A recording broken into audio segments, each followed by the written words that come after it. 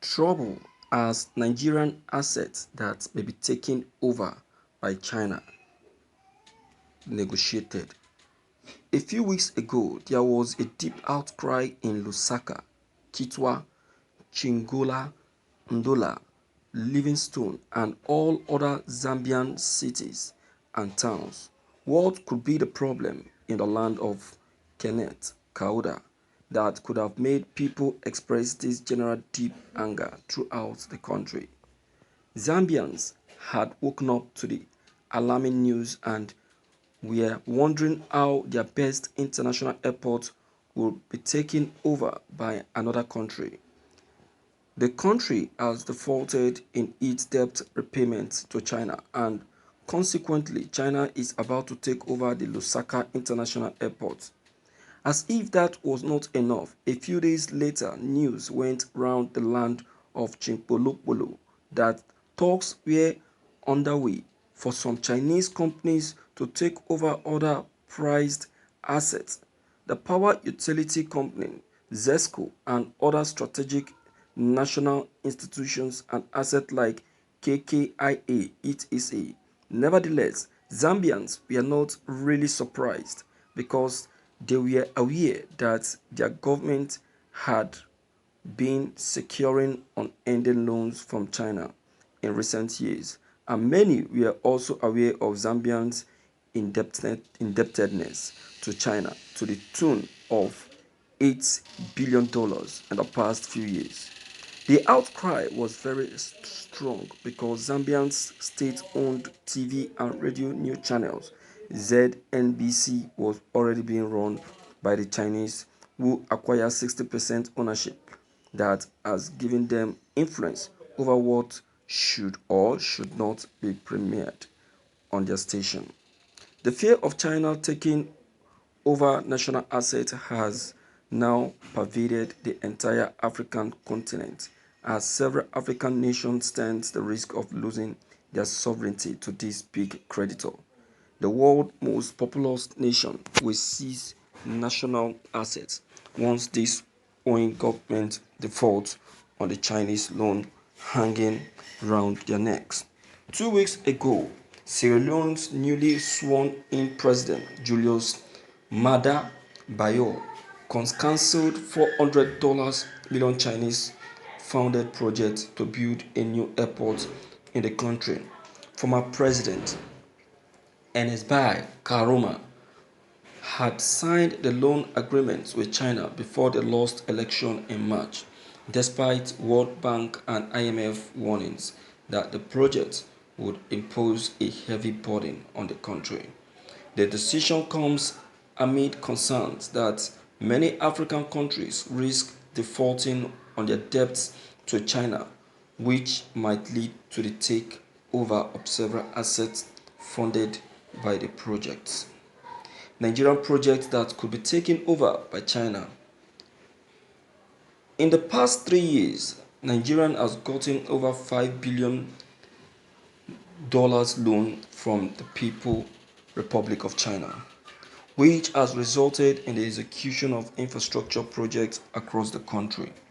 This was revealed by President Muhammad Buhari last month in Beijing at China-Africa Cooperation (FOCAC) roundtable meeting attended by African leaders and Chinese President Jinping. Chinese loans now make up 8.5% of Nigerian external debt of $22.8 billion as at the end of June 2018. To be fair, Nigerians set aside a reasonable percentage of its budget for debt servicing yearly, and most likely would not fail to service its Chinese debt. However, Nairametrics takes a look at key Chinese loan-funded infrastructural projects in the country, which might be taken over by China in case Nigeria defaults in its debt repayment to the Asian giant depending on what is contained in the terms of the loan deals. The $500 million rail project was constructed with loans sought from China and happens to be the first urban rail system in the entire West African sub-region. The rail was commissioned in July this year. This is another 500 million Chinese funded rail system that has been completed and operational in Nigeria. The amount was borrowed to complete the project, which brought the total figure to $1 billion. The 180-kilometer rail line connects Abuja and Kaduna and was commissioned about 2 years ago. The rail line system is the first in Africa that uses modern Chinese standard and technology. Investigations by Nairametrics revealed that the rail line is functioning efficiently with no issues, and one could only hope that it would not be taken over by China. This is one of the various ongoing projects with 3.4 billion that Nigeria is leveraging Chinese funding to execute across the country. This amount was jointly borrowed under the administration of President Muhammad Buhari and Goodluck Jonathan. Thank you for listening to this news. My viewers, I want to say that I want to begin my analysis by saying we are in trouble.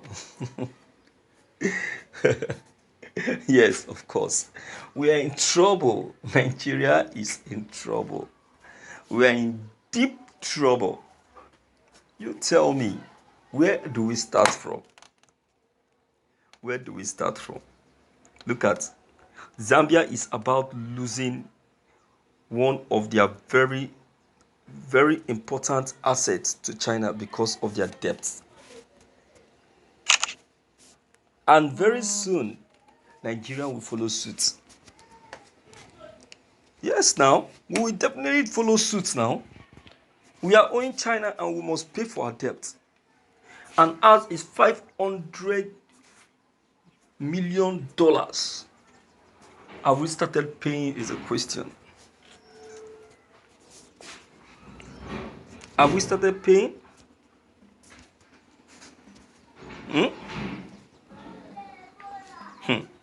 I'm afraid very soon we will start losing our very important assets to Chinese. And Chinese cannot wait. They can't wait. They can't wait to own many of our assets here in Nigeria because they know that we have assets in this country. Don't be surprised that since Chinese is taking over the international airport of Zambia, Nigeria international airport will also be taken over. And once our international airport is taken over, that is the end of Nigeria. Yes, now, that is the end of Nigeria. Don't be surprised that our four refineries will be taken over by China. And once China take over our refinery, don't be surprised that Chinese will end up building the refinery and thereby being the one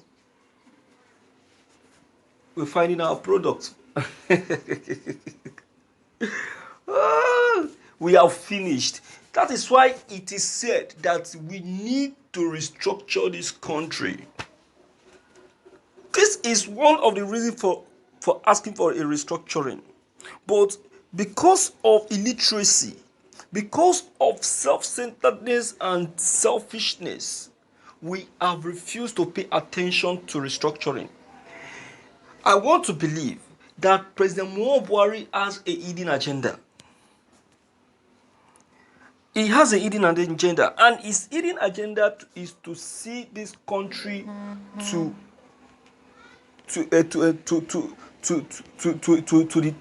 its downfall. But he will never succeed. He will never succeed. Nigerian is not used to be like this. See the huge amount we are owing China. Even the debt we are owing now cannot be compared to the debt we were owing when Obasanjo was in government. Even Obasanjo even tried in his administration by paying off some of those debts. He was even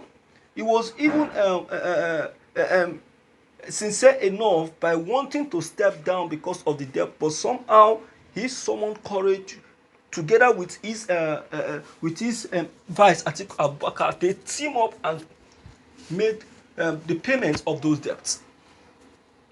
But in the case of this administration, Muhammad Buhari, I'm telling you as we are speaking that we are owing China, and we have not we are not making any move to make payments.